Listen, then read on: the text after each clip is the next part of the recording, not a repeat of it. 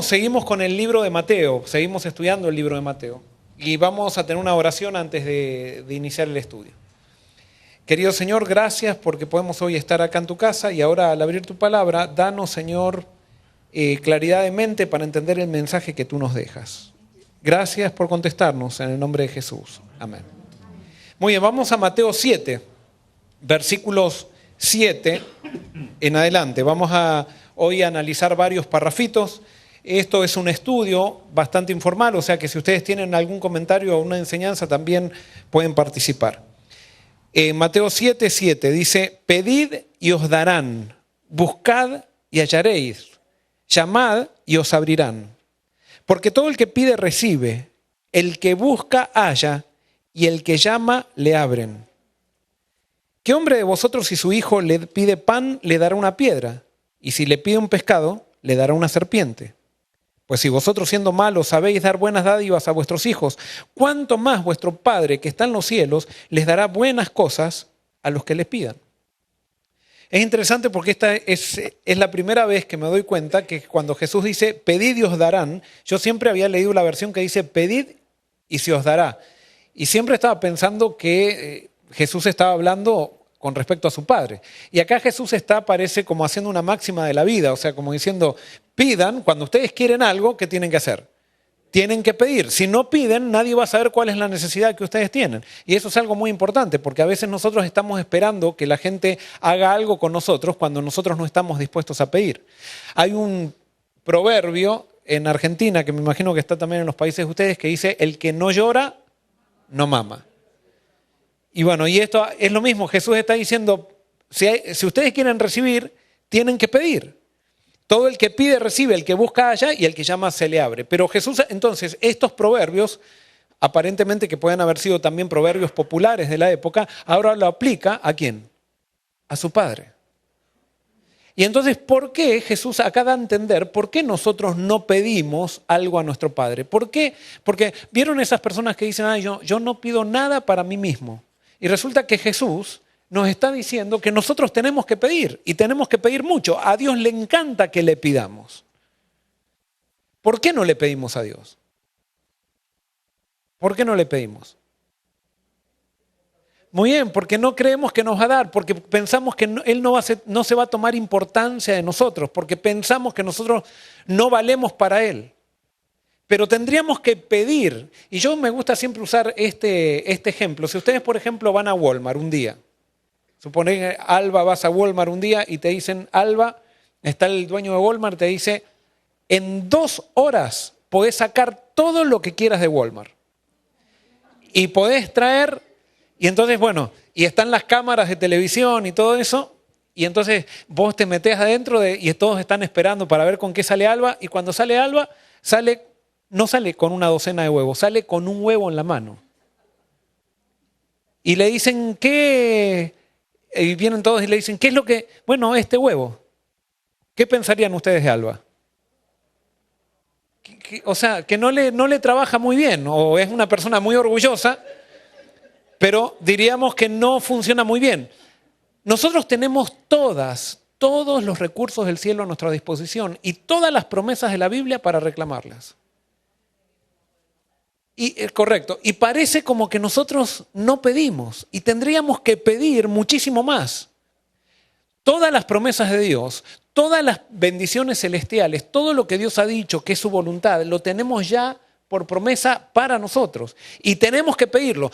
No viene si no lo pedimos. Tenemos que pedirlo. Y Dios está esperando que le pidamos. Dios espera que nosotros tengamos confianza con Él. Yo me acuerdo una vez que estaba en mi casa, vivíamos en un predio donde había varias casas. Y resulta que llegó un hijo a las 3 de la mañana que estudiaba en un colegio, en un board schooling, school, y entonces llegó a la casa a las 3 de la mañana. ¿Y qué hizo ese muchacho? Se quedó dormido en la puerta de la casa. Y cuando llegaron a las 7 de la mañana tocó el timbre. Y a nosotros nos llamó muchísimo la atención y él nos dijo, sí, anoche dormí a las 3 de la mañana en casa. ¿Y por qué? En la puerta de casa. ¿Y por qué dormiste? No, porque no quería despertar a mis padres. y recién tocó el timbre a las 7 de la mañana y los padres le abrieron y entró. Pero imagínense, no tenía la confianza de tocar el timbre a las 3 de la mañana. ¿Por qué no tendría la confianza de tocar el timbre a las 3 de la mañana? Porque él dudaba que los padres lo amaban. No tenía la confianza. Y no era que los padres no lo amaban, quizás lo más probable era que los padres no supieron transmitir el amor. Y a veces no es solamente decir yo amo a alguien, sino la pregunta es, ¿sabemos cómo transmitir el amor? Porque no sirve de nada si es que no estamos transmitiendo el amor como la persona capta el amor. Y ustedes saben que se habla mucho de eso, cada persona capta el amor de una manera diferente. Y nosotros no tenemos que darle a una persona amor como nosotros pensamos que debemos recibir amor, sino como la persona le interesa o lo necesita. Y esa es una gran verdad. Ahora, simplemente volviendo a lo de Dios, Dios quiere que nosotros sintamos confianza con Él y pidamos, y pidamos, y pidamos sin desmayar. A veces Dios tarda en respondernos. ¿Por qué Dios tarda en respondernos? ¿Qué hace la oración? ¿Lo cambia a Dios o nos cambia a nosotros? La oración nos cambia a nosotros. Entonces la tardanza en la oración, Dios permite la tardanza porque si Él nos daría rápido la bendición que quiere darnos, la bendición sin la verdadera preparación se transforma en una maldición.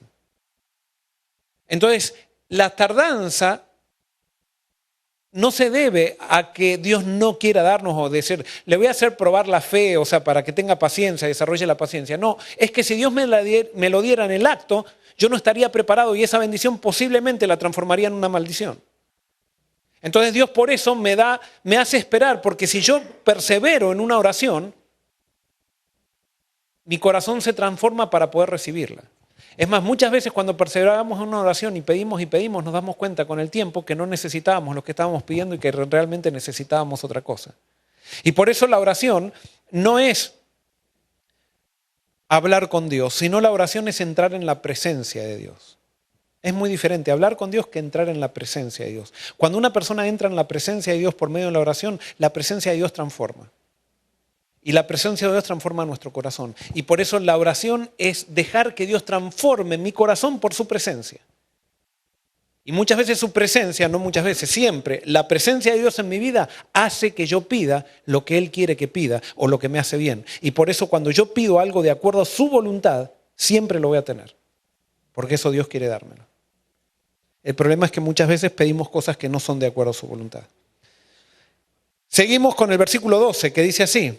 Así todo, que ahora cambia el tema, estamos en el Sermón del Monte, dice, así que todo lo que querráis que los hombres os hagan, hacedlo también vosotros a ellos. Esta es la ley y los profetas. Esto nosotros le llamamos la regla de oro. Y esta regla, ustedes ya me escucharon mucho hablar de esto, esta regla ya existía de otra manera, existía en modo negativo en el pueblo judío. Los fariseos tenían esta regla. Pero esta regla decía, lo que ustedes no quieran que hagan con ustedes, no le hagan a los otros. Era una regla negativa. O sea, yo me abstengo de hacerle cosas malas a la gente. Entonces, lo que no me gusta que me hagan, yo no le voy a hacer a otro. Eso es lo que generalmente nosotros hacemos. Pero esa regla es muy humana. Jesús la transforma y la pone en positiva. ¿Y él qué dice? Hagan con los demás lo que les gusta a ustedes que hagan. O sea, la religión verdadera es positiva, no es negativa. La religión verdadera no es abstenerme de lo malo, sino hacer lo bueno. Y cuando estoy haciendo lo bueno, entonces dejo de lado lo malo. Pero hay personas que viven, eso eran los fariseos, absteniéndose de hacer cosas malas. No, yo no hago esto, no hago esto, no hago lo otro, no hago lo otro, no hago lo otro. Y nunca hacen nada bueno. Yo puedo vivir sin hacer cosas malas, pero no hacer nada bueno. Cuando yo pongo mi vista en Cristo, Cristo era una persona que no estaba tratando de no hacer, sino que estaba tratando de hacer continuamente y haciendo el bien a los demás. Y por eso no hay nada que nos santifique más que estar haciendo algo por otros. Muchas veces nosotros nos abstenemos de hacer cosas malas y la motivación ¿cuál es? ¿Cuál puede ser la motivación para no hacer cosas malas? Yo mismo, o sea, yo me pongo en el centro. Dios quiere que nosotros hagamos cosas buenas y cosas buenas por los demás. Y cuando estamos haciendo cosas buenas por los demás, no vamos a hacer cosas malas. Y recibimos aparte, crecemos. Y ese es el secreto de la pureza. El secreto de la pureza está en el servicio.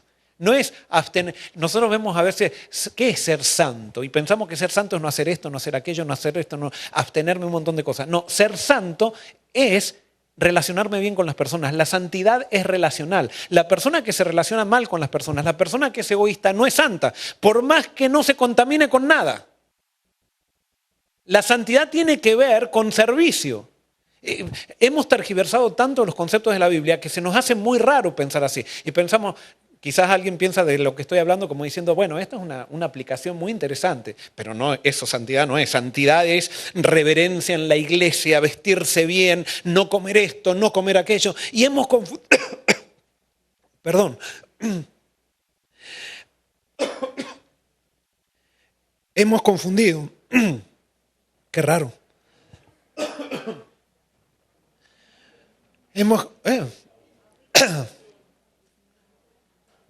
Sí, yo voy a buscarla, no tengas problema. Perdonen los que...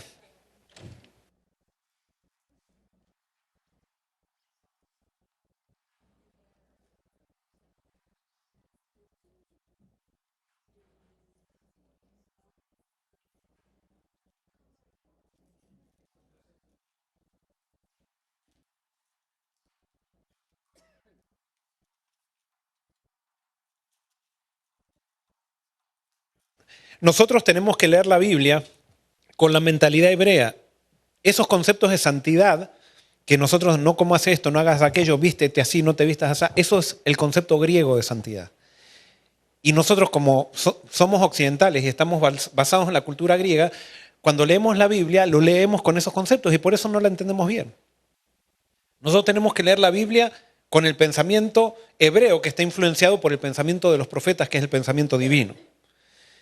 Y por eso santidad, vuelvo a decir, santidad es relacional. Todo lo que queráis hacer con los hombres, que os hagan, hacedlo también vosotros con ellos. Esta es la ley y los profetas. Fíjense, si nosotros estamos haciendo cosas buenas por la gente, automáticamente, ¿qué vamos a hacer? Guardar la ley. Y seguir los principios de la Biblia. Inconscientemente.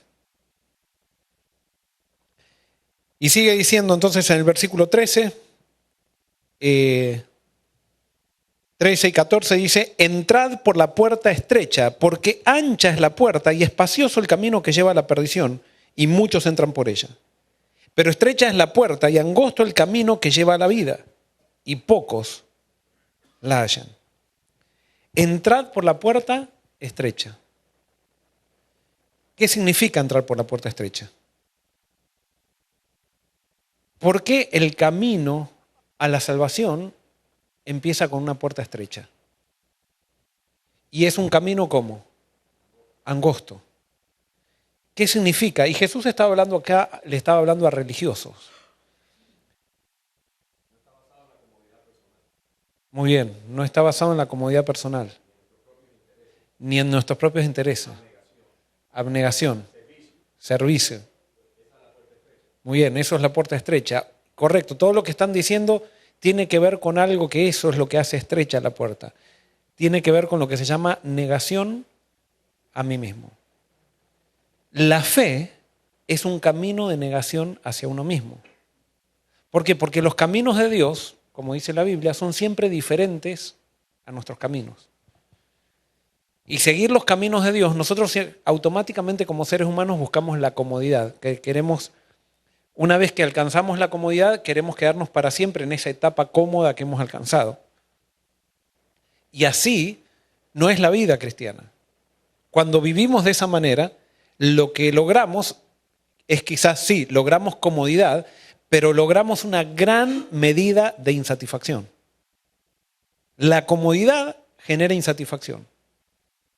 En cambio, el camino de la fe es una continua renuncia a uno mismo, una continua renuncia, y hay que aprender a vivir con esa renuncia, hasta que la renuncia a uno mismo se hace parte de la vida. No es que ahora tengo que tomar una decisión y renuncio a mí mismo. No, vivir en arrepentimiento, que es entrar por la puerta estrecha, quiere decir que vivo renunciando a mí mismo. El arrepentimiento no es un acto, es un estado. Yo entro en arrepentimiento, que significa renunciar a mí mismo, o salgo del arrepentimiento, pero no es que cometo un pecado y me arrepiento. No, cuando cometí un pecado dejé de estar en el arrepentimiento. Entonces yo busco a Dios y Dios me da el arrepentimiento, que es la negación de mí mismo, es el reconocimiento de mis debilidades, es el reconocer mi necesidad de Dios. Me pego a Dios y ando por fe en ese estado de negación a mí mismo. Y por eso, sí, el camino, entramos por la puerta angosta, el camino es angosto, pero a medida que avanzamos por el camino angosto, ¿qué va pasando con el camino angosto? Se va haciendo cada vez más ancho. En cambio, nosotros entramos por la puerta ancha, que es no negarme a mí mismo, es a ver lo más cómodo, lo que más me conviene. Entonces entro por una puerta que no tengo que tener ninguna negación. Entro por muy fácil por esa puerta, pero a medida que avanzo por el camino ancho, ¿qué va pasando? Se va angostando, se va angostando, se va angostando, se va angostando hasta que me destruye. Y eso es lo que no entendemos. Y por eso Satanás continuamente nos está engañando con el camino ancho. Él siempre quiere que empecemos por el trono para terminar en una cruz. Y Jesús dice, no, comienza por la cruz y vas a terminar en el trono.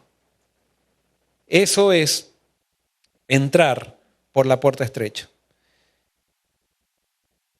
Y vamos el 15 ya lo analizamos la vez pasada, lo comparamos con el no juzgar a los demás. Y vamos ahora al 21 y con esto terminamos, 21 al 23. Dice así, no todo el que me dice Señor, Señor, entrará en el reino de los cielos, sino el que hace la voluntad de mi Padre que está en los cielos. En aquel día muchos me dirán, Señor, Señor, ¿no profetizamos en tu nombre y en tu nombre echamos fuera demonios y en tu nombre hicimos muchos milagros? Entonces les diré, nunca os conocí, apartados de mí, obradores de maldad. ¿Será que Satanás bendice? Porque acá hay gente que le dice a Jesús, Señor, Señor, Señor, Señor. Entrarán, y dice, no todo el que me dice Señor entrará en el reino de los cielos. Y dice, muchos me dirán ese día, ¿y qué hicieron los que dicen Señor, Señor? Profetizamos, sí, hicieron mucho. Profetizamos en tu nombre. Dice, profetizamos en tu nombre echamos fuera de demonios y en tu nombre hicimos muchos milagros. ¿Será que estas personas eran personas que estaban con Dios y después se apartaron? ¿O será personas que nunca estuvieron con Dios, pero que parecía que estaban con Dios?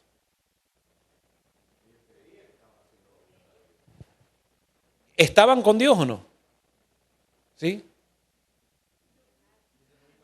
Muy bien, acá dice después, Jesús mismo le dice, nunca os conocí. Cuando Jesús dice nunca, no dice, ya no los conozco, sino que dice nunca. Ahora, evidentemente el engaño de estar con Dios es tan sutil que yo puedo pensar que estoy con Dios cuando no lo estoy. ¿Y no les da eso temor ahora? Porque uno puede decir, ¿y cómo yo sé que estoy en Dios o cómo no sé?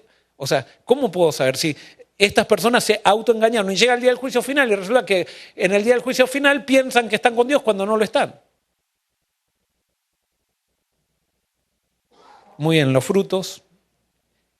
¿Qué es lo principal? ¿Y de qué habla especialmente el sermón del monte, que es lo que recién acabamos de decir?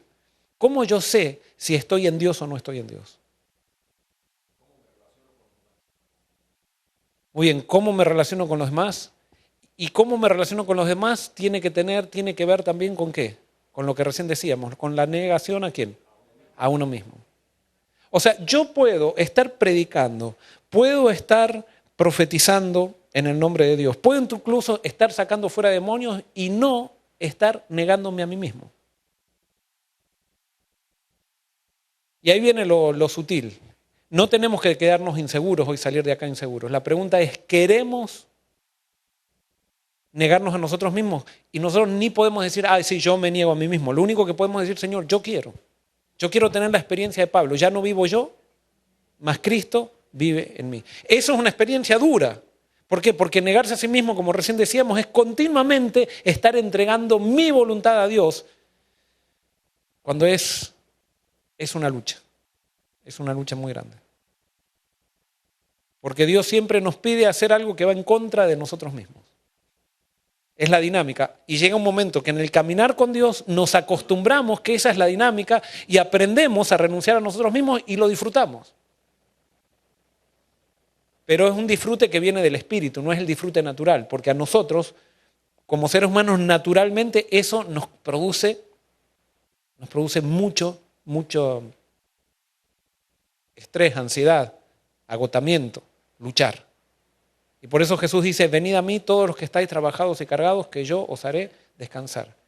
¿Qué es lo que más nos trabaja y nos cansa? Somos nosotros. O sea, nosotros mismos, nos cansamos de nosotros mismos. Y luchamos para no entregarnos. Y esa lucha genera ansiedad. Pero cuando nos entregamos a Dios, le decimos, Señor, te entrego todo, ¿cómo viene la paz a nuestra vida? Que Dios nos bendiga y que esa pueda ser nuestra experiencia de vivir en el camino del Señor. Hoy hemos tocado demasiados temas del Sermón del Monte. Es el sermón, uno de los pasajes más ricos de la Biblia, el Sermón del Monte, y por eso es necesario que lo analicemos, que lo estudiemos y que esos son los principios del reino para vivir como un discípulo de Él. Vamos a terminar cantando entonces un himno. Muchas gracias. Vamos a terminar este culto bendecido cantando las estrofas del himno 512. Vamos a ponernos de pie. Y no nos olvidemos, no nos desanimemos. Dios es fiel. Nunca estéis desanimados, gracia divina obtendréis.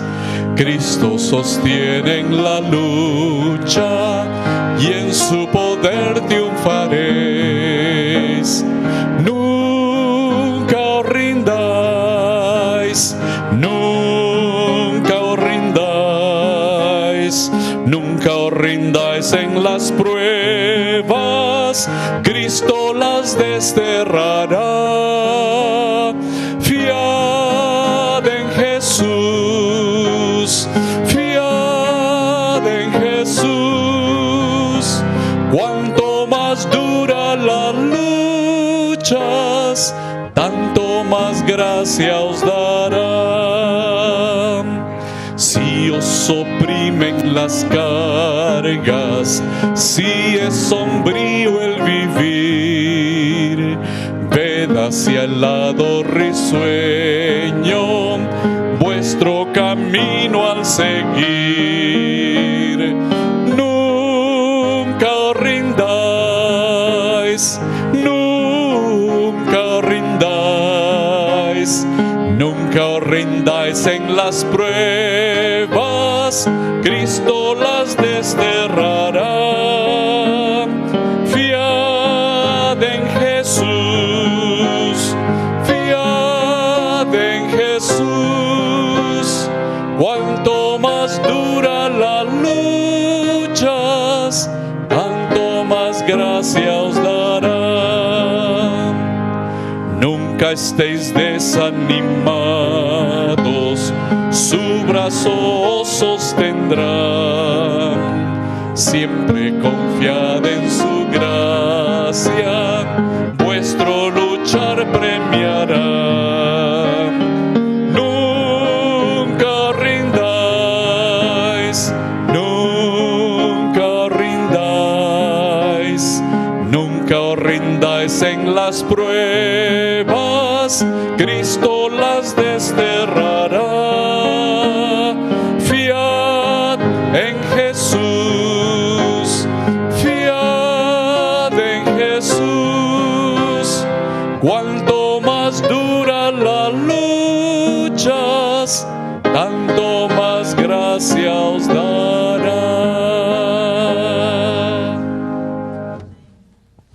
Querido Señor, gracias por tu promesa que la escuchamos en este himno, que mientras más dura la lucha, más gracia tú nos das, Señor. Señor, hay una gracia que necesitamos y esa gracia es la gracia de tu Espíritu que hace que nosotros nos rindamos nos rindamos a ti, Señor, de nosotros mismos. Te pedimos que podamos estar dispuestos a entrar por la puerta estrecha, que podamos estar dispuestos a no vivir una vida religiosa de abstinencia de las cosas malas, sino de hacer cosas buenas por los demás. Te pedimos, Señor, que logremos tener esa confianza en ti, que sabremos que todo lo que nos darás, aunque no lo entendamos, aunque pareciera malo, todo lo que nos das es bueno. Y todo lo que te pidamos, tú nos lo darás. Y todas las oraciones que hagamos, Señor, tú nos las contestarás. A veces sí, otras veces no, otras veces esperemos, pero siempre nos contestará, Señor, porque somos valiosos para nosotros, para ti. Y Señor, por eso te pedimos que nos bendigas, bendice esta iglesia, bendícenos como iglesia, bendice también a la gente que está a través del internet comunicados con nosotros. Y te pedimos, Señor, que todos podamos avanzar juntos hacia el reino de los cielos. Esto te lo pedimos y te lo agradecemos sin merecerlo en el nombre de Jesús. Amén.